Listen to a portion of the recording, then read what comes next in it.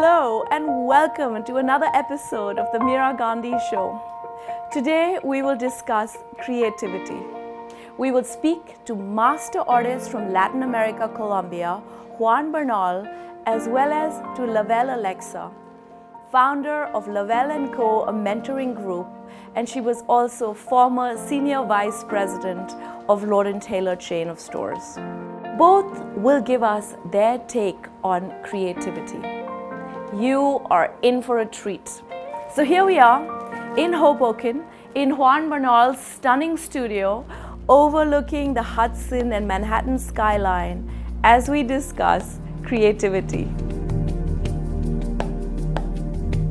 The dictionary says creativity is the use of the imagination or original ideas, especially in the production of an artistic work.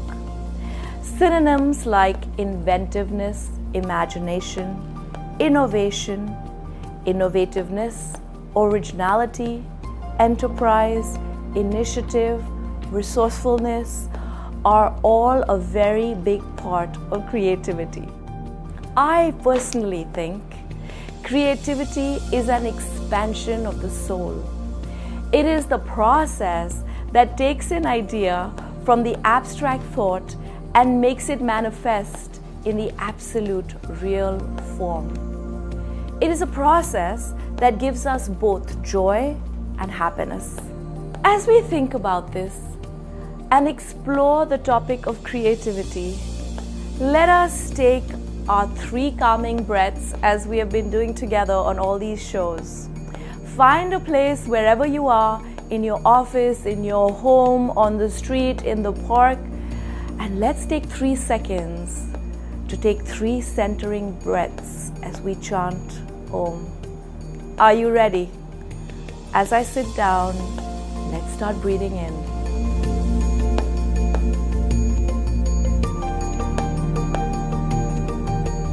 As you start to center yourself, take a deep breath in, close your eyes, and let's chant 3 Oms together. Ready? Aum.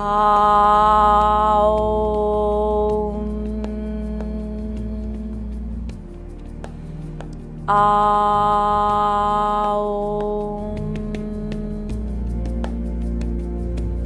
Aum.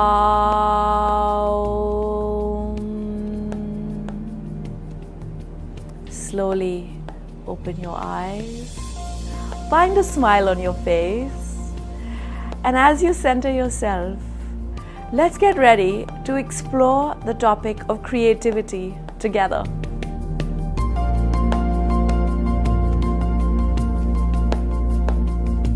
Today, we are in the perfect setting to discuss creativity. We're in a very special studio and home overlooking the Hudson River, the home of world-class artist Juan Bernal from Colombia. This actually used to be the former home of the hitman of Al Capone, the famous mafioso. And today, it is the gentle studio of master artist Juan Bernal. Juan is sending gentle waves of inspirational beauty out into the world. Is not life ever changing and ever morphing? Juan has done some of his most beautiful art here, including art for a recent exhibition at the Hudson Museum of Art. Now, let's talk to Juan Bernal about creativity.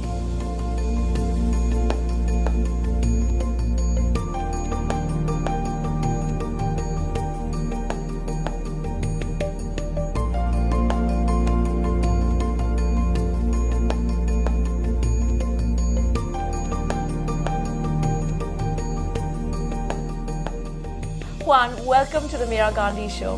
Thank you, Meera. Thank you for inviting me. It's a pleasure and an honor to be with you. It's our pleasure.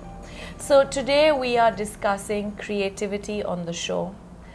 What do you think of when you hear the word creativity? Well, for me personally, creativity is a way to interpret nature, which is our great teacher. I mean, most of the inventions in the world have been inspired by nature. And it's a way to combine, because you cannot invent things anymore. It's about combination, your own personal interpretation of whatever you are doing. So creativity, it's a very wide word, because you could do it in everything, things like cooking or dressing or talking or the way you treat your friends. You have to be creative. So there's possibilities for creativity everywhere. Now your theme is largely about nature.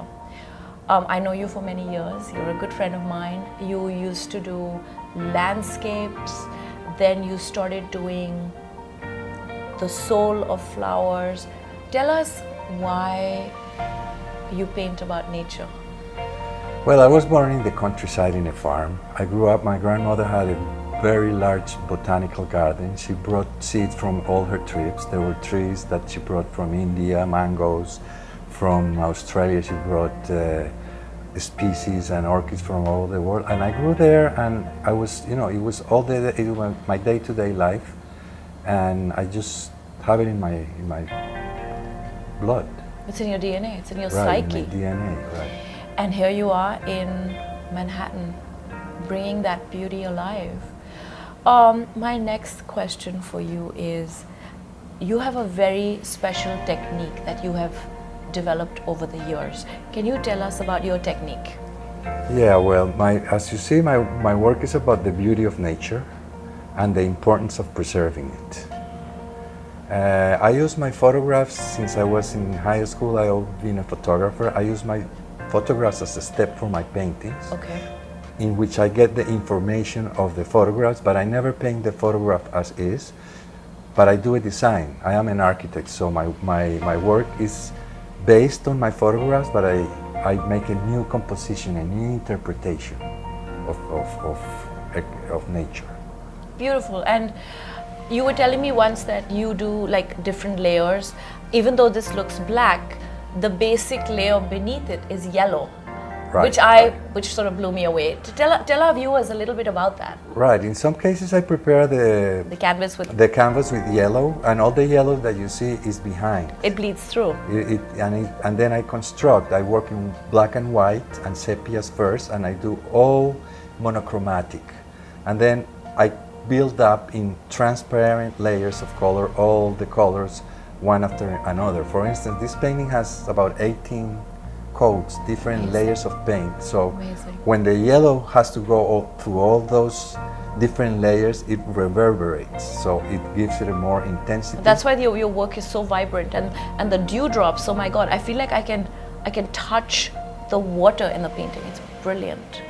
Anyway, moving on to my next question, because we have so many things to ask you. They say creativity is very close to godliness.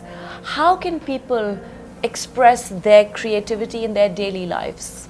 Well, creativity to me, there are materials. In my case, pigments and oils are my mediums. Even though this painting is made of oils, linen, and pigments, the most important ingredient that it has to be in it is emotion. Emotion. Emotion is translating materials into feelings, materials into spiritual things. So it has to be about emotion and poetry. I think that's the most important ingredient. So if people listen to their emotions in their daily life and stay a little more connected to their emotions, they will be more creative, is what you're saying. Right. You have to put your emotion into your creativity. I do agree. So today we are trying to understand the link of creativity to peacefulness. I mean, you're an artist. I mean, look at you. I mean, you talk calmly, your breath is calm. So what is the link of creativity to peacefulness? Well, there is creativity. It's a contrast thing of feelings. For instance, most artists throughout history have been very stressed, like Van Gogh, Michelangelo. It's like a mixture between ecstasies and agony. But once you start working, I mean, the initial process of inspiration is agony, because you have to, what am I going to do? How am I going to do it? What is it? It's really stressful, but then you have to put into it, be in a setting of peace and relaxation in which you start doing your work. For instance, in my case, when I start painting, sometimes I just transfer myself to another dimension, and I don't even know who I am, and all of a sudden sometimes I come back down to earth, and I am the first one to be surprised of the results, and I said, how did I do this? You know, and I cannot do it again. It's moments of spiritual inspiration in which you get out of your body and you have to go into another place. So, for example, so the human spirit is needed to participate and in this creative process. So in an office job, if someone's in an office job, how will they bring out this creativity and this spirituality in their being in an office situation? Do you have ideas for us? Yes, of course. I mean, creativity has to be present in the everyday life. For instance, the way you cook is a creative job. The way you dress, the way you talk, the way you treat your fellow, the way you treat people, yes. And you know, you have to be nice. The way you treat your parents, your sons, whatever. I mean, you have to be creative in order to make them react and think. I mean, if you have children, you want them to grow, so you have to make them think and have to have creative games and plays in order to make them creative. So so how many years have you been painting now? Oh, I've been painting for over 40 years. Oh my God, that's amazing. And you've created this beautiful works of art. So what are you planning next? Well, right now I'm working in the publishing of my book, which is like a retrospective of all my work, my early work from the... Oh my God, and you have a dummy right here? Yeah, this is the first copy, and okay. it starts with my actual work, but it has... Wait, is the cover we're seeing here, the one that's here? This oh my God, what a treat. Cover. Let's show this. So this, you are seeing the first glimpses of Juan Bernal's book that is soon to be out in the fall, and I'm going to help you. If you want to flip it, I can hold... yeah, the first chapter is about my early work, which was like mainstream landscapes of the Andes, and it was very mainstream. And I always thought that when you hang one of my pieces in your house, it's like opening a window. So for my first show in New York, I bought 18 demolition windows in which I painted the panes for the windows as if you are looking at them through a window.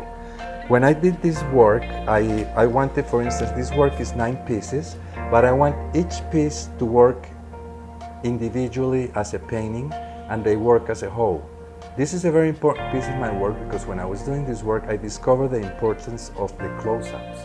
So my following series started to getting closer and closer to the subjects like this. Getting to the close-ups. Then you did the close-up of the plants, and these are like triptychs, and it's as if you were looking at them through a window, but without the window frames anymore. So the close-ups are very important to me because, like, you can find an universe in the micro world. That's amazing. And so now this book will be out. Hopefully you will all buy it and have it in your home as a reminder of inspiration and creativity. Juan, thank you for being on the show. You're amazing, and we will continue to follow you.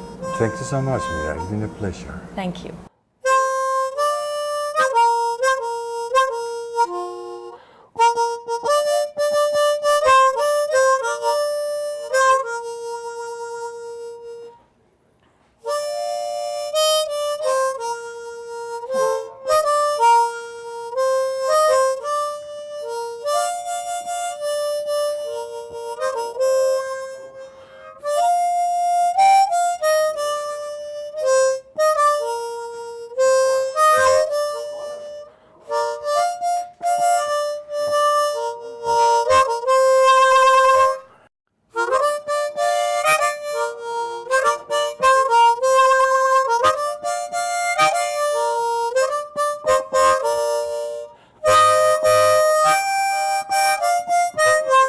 Talking about creativity, I think the most important thing to be creative is to develop a discipline. And the more techniques that you know, the more options you have in creation. It's amazing how musicians, all the symphonies in the history of music, have been made with 7 notes and the ones in between. From Bach, Beethoven, Mozart. It's amazing how with just 7 notes you can do all of that, but you have to work with discipline and learning to develop and respect the technique. In my case, as a visual artist, I am always trying to learn techniques. For instance, I have learned photography, watercolor, oil painting, jewelry I have done weaving and stained glass, and the more techniques you know, the better it is. And for instance, these are prints, these are called etchings. These are work in a metal plate. You work in a metal plate with acid, and so you develop grooves that then you ink the plate with black ink or any color ink, and then you run it with the paper through a press, and you get what's called a proof or an impression. Each proof is an original, but you can do several prints of the same plate. Many artists throughout history have used this technique, from Rembrandt, Durero, Picasso, Goya. So I mean, it's very important to learn a technique and respect it in order to be creative.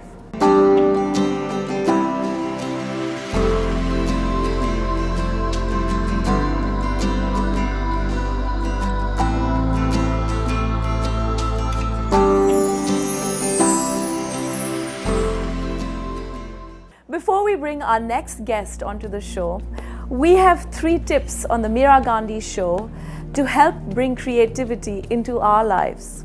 The first tip: bring creativity into your life by thinking of innovative, original ways to do things in your current situation.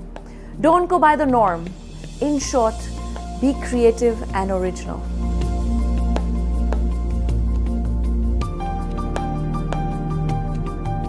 The second tip: be aware of what you are doing in every moment.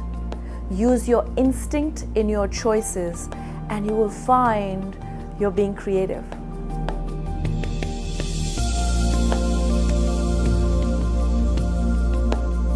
The third tip: think of the words originality, individuality, artistry, inspiration.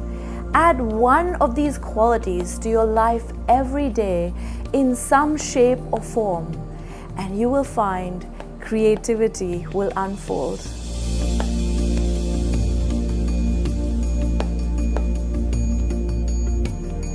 Now, I would like to welcome LaVelle Olexa to the Meera Gandhi show. LaVelle was former senior VP and fashion director for the Lord & Taylor chain of stores. She currently heads the LaVelle & Co. mentoring group and mentors hundreds of young girls in their final year at FIT every month. LaVelle is also in my Giving Back book. She brings together students, people, leaders in the fashion industry and the cosmetics industry, and there is so much we can learn from LaVelle because she is the icon of creativity. LaVelle, welcome.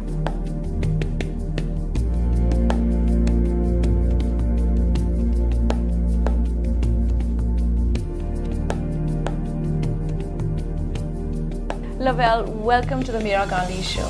Thank you. I'm so glad you're on the show. Thank you for inviting me. It's a pleasure, and you and I go back many years, and I'm so glad that we're still in each other's lives. A blessing for me, I must tell you. And a blessing for me too. So LaVelle, our first question is that you have been involved in fashion for many years, which is perhaps one of the most creative sciences in the world today. What is the importance of creativity in one's life? Well, I think in one's life overall, creativity is really life's blood. And it doesn't have to be fashion. It can be any number of other disciplines, and certainly the art world, the music world, all of them rely on creativity.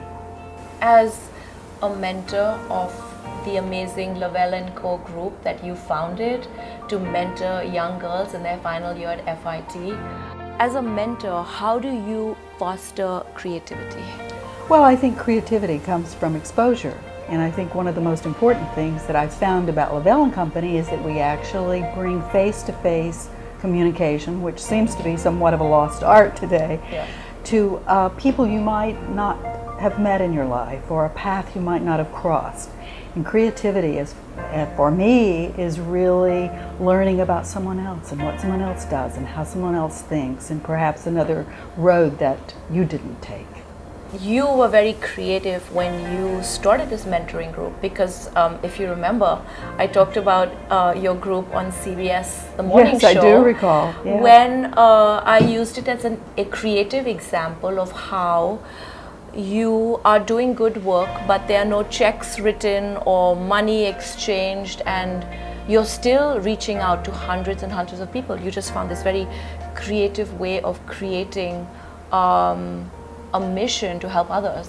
Well, I think it was perhaps for others, but it was also for myself.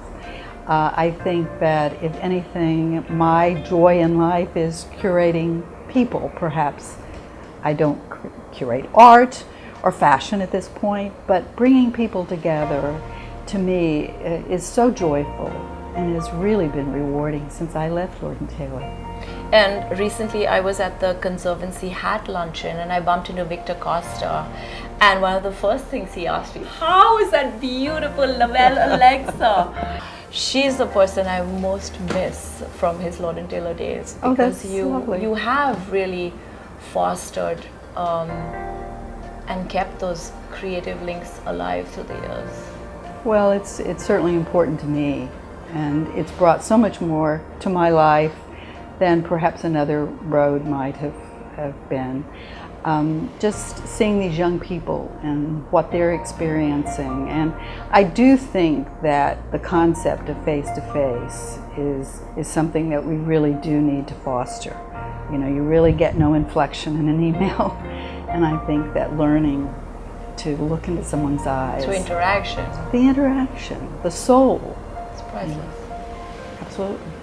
How important is creativity to happiness? Well, I'm not sure I could answer that for everyone, but my feeling is it's extraordinarily important, because I think that it's where our soul lies, in the inspiration that we find around us, whether it's in nature or walking through a museum or going to a fashion show. But it truly does create so much for your life. LaVelle, everyone is born with creativity. Today, in the digital age, with reduced barriers to entry in any field, are we seeing a resurgence in creativity? Well, I think if you're talking from a fashion perspective, I think it's much more difficult today than perhaps it might have been when I started my career, because I think being unique is really critical. And in today's world, you have access to every fashion show, to every designer's work, and it's immediate. So consequently, you know, we don't want to look to copies. I think copies are not heralded the way, you know, the concept of being unique is. And that's what you need from a creative standpoint. So I think it's more difficult today than ever before. And do you think there's been a resurgence of creativity? You think creativity is up? Is it down?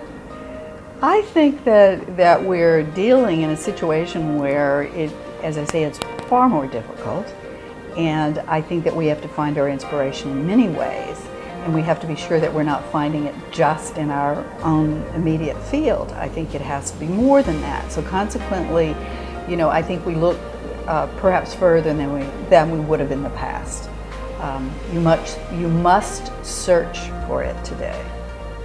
It's not just there for you as easily as it might have been. Because it's such a big, wide array of things. So you got to like work harder to come up with original. You know, there was a time when we would see the fashion shows and designers in Paris or Milan, and it would take a while for those fashion trends to be brought to New York and to the masses. Then generally would take another 2 years. But today it's immediate. I mean, with bloggers and with the internet, you immediately see everything. Everyone sees everything that's out there. So consequently, to find your own uniqueness is much more challenging. LaVelle, I remember the first fashion show I ever attended in my life was when you, as fashion director, invited me to go and see the Arnold Scazi show. And in those days, if you recall, the fashion shows used to be in the library. Yes, well, interestingly, in those days, the fashion shows could be anywhere in the city. The library was certainly a very glamorous place to go, but it was more difficult perhaps for people getting around to the shows to go to various locations. But in retrospect, I think it made it really quite exciting and special. Yes. I remember that. So, do you have suggestions for our viewers to bring creativity into their lives? Well, I think for me, it's openness, it's curiosity. Openness, curiosity. It's about everything you see, everyone you meet. You may find something special if you look and be open-minded, whether it's art or music or fashion or the next important invention. Whatever it is, be open, be aware, be willing to take a chance to learn something new. It's so incredibly important. And I think that in whatever field you find yourself, you will have your horizons broadened by just an expanse of learning. And that should never stop, ever. Great advice. Thank you for being on the show. I love you. I love you too. Thank you, LaVelle.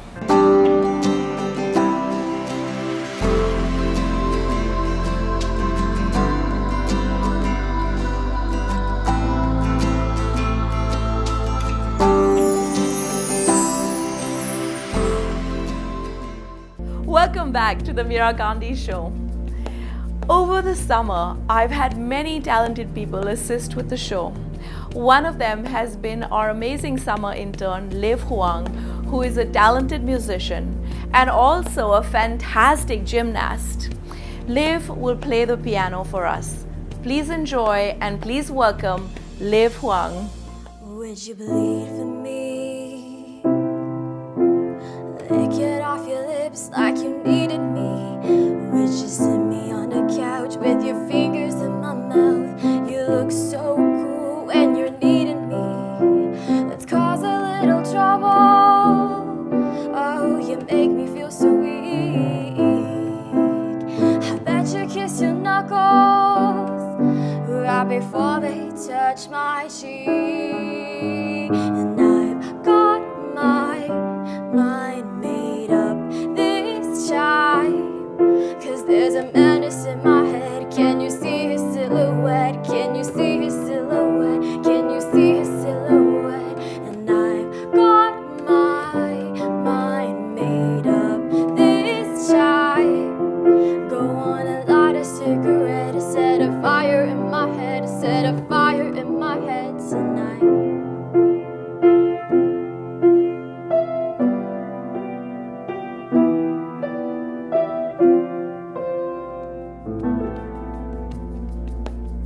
Thank you, Liv.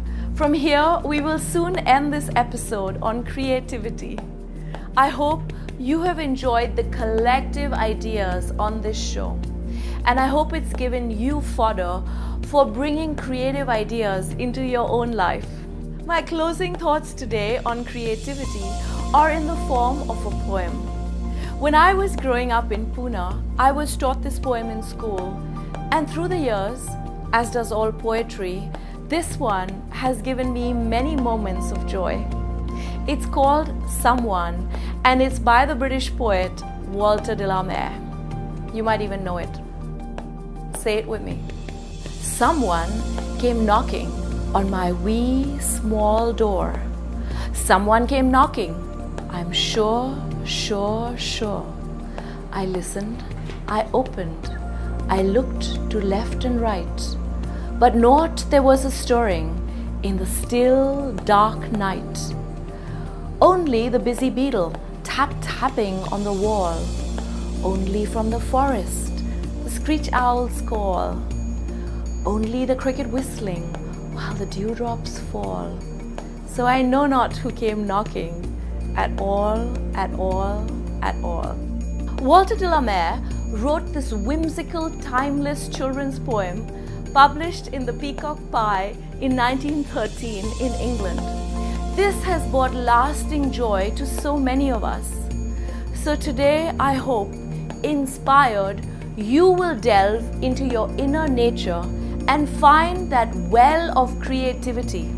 I assure you, it will bring you everlasting joy, and it will also bring joy to those around you, like this simple poem that Walter de la Mare just scribbled on a piece of paper one Sunday afternoon in England. So on this creative note, I would like to say thank you for joining us, and until next week, Om Shanti and Namaste.